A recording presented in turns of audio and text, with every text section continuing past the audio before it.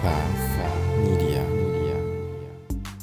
I was a minimum wage movie theater usher that made good and became a top earner in my network marketing company. Now, after 16 plus years in the profession, I'm finally teaching myself how to leverage the internet with online marketing and social media marketing to continue to grow and expand my business. My name is Ronnie Cruz, and this is Path of the Network Marketer. All right, welcome back to the show. Thanks for tuning in. Today we're going to talk about appearance. That's right, appearance, and whether or not the superficial is important to your content creation. Now, of course, this is more relevant for your video platforms.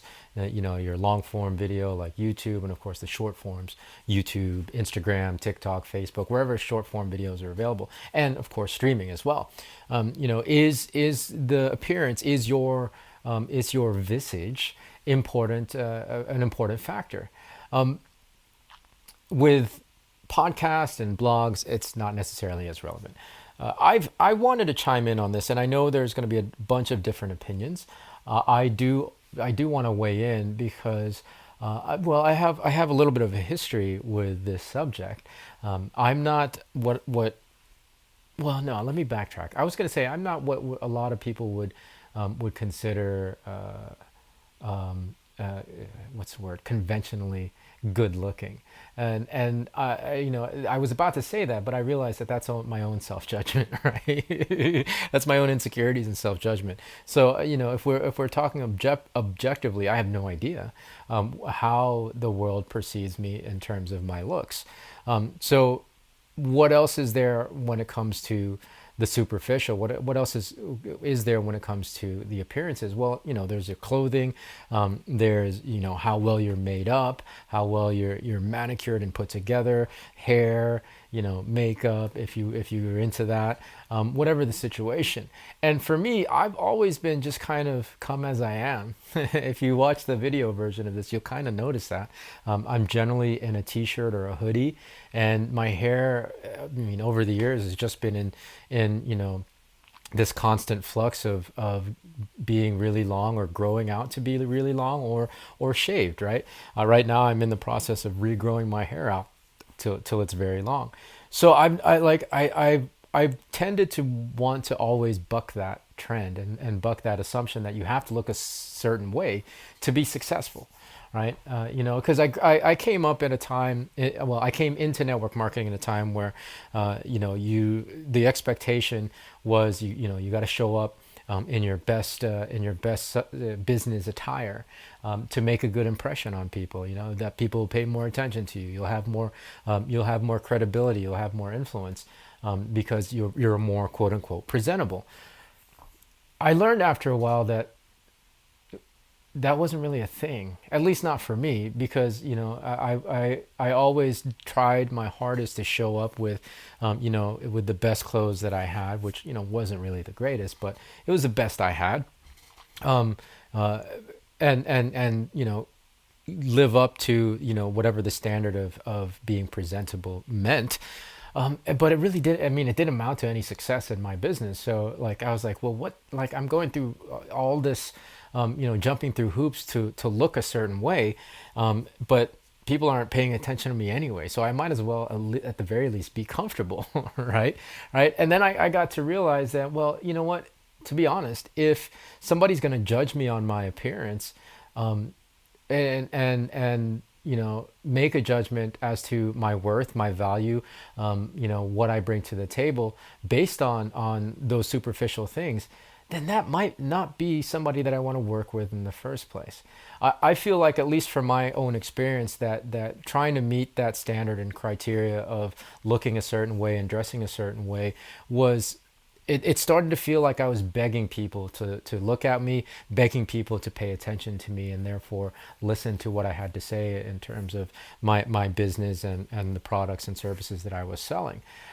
I really, really let go of that very quickly early on. And what I got to work on more was my own self-confidence and carrying myself, right? Like I developed a confidence in my own abilities and, a confidence in what I was selling, a confidence in my expertise, a confidence in my knowledge, a confidence in my products, that it didn't matter whether or not I looked a certain way, because I was done begging people to pay attention to me, right? You either going to pay attention to me or not. Like, I have something to say that I think could be of value to you, but if you don't want it, that's totally fine. And so that mentality really bled into just showing up comfortable in my own skin, regardless of what clothes I was wearing, or how my hair happened to be. I remember sitting in we were at an all-inclusive resort not a couple of years back at this point. This must have been 9-10 years ago, and I was already a blue diamond in my company. That's one of the upper level ranks. And we were having dinner with a couple that was relatively new to the company. And they were up and comers. They were really rising through the ranks very quickly. And one of the couple asked me, well, were you worried? Are you worried that with your long hair, that people would judge you, and that would hinder you from being successful? And my answer was exactly that, right? My answer was, you know what, like, no, not at all. Maybe at a time there was, and I tried to fit into a certain mold, but I let go of that very quickly, and realized that, you know what, if somebody's going to judge me for the way I look, and use that as a reason not to work with me, then I don't want them in my organization in the first place. So that's something to think about. Appearance. Yeah, I mean, I don't know. I don't put much value in it. I really rather pay attention to the person's substance than the appearance, and because appearance can change. Most of the time I'm in a t-shirt and jeans, but on the platform I'll wear an Italian suit. I like suits. I like to dress up too. Don't get me wrong. I have Armani suits. I have suits that are from that I bought from Rome. So like it's all well and good, but understand that it's transient. It's interchangeable, and opinions are very, very subjective about looks in the first place, and it's transient because trends and styles change over time.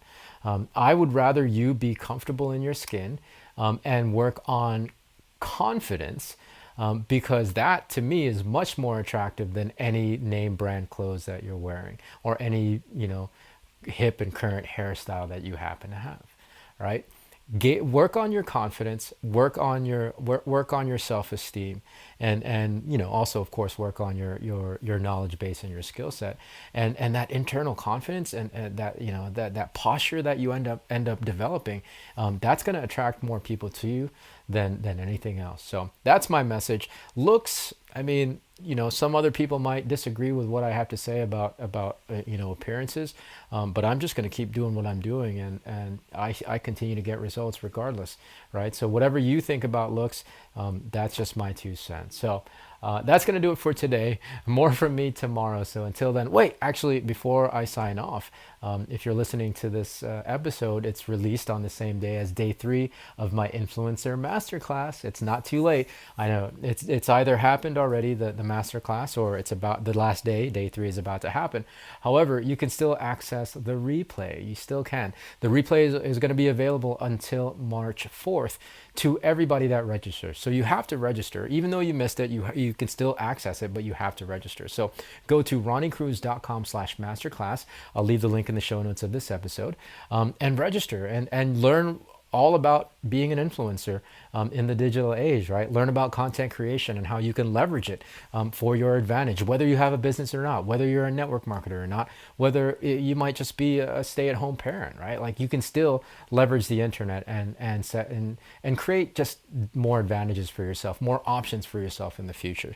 Again, it's ronniecruz.com/masterclass.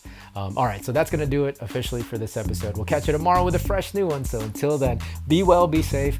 We'll see you in the next episode.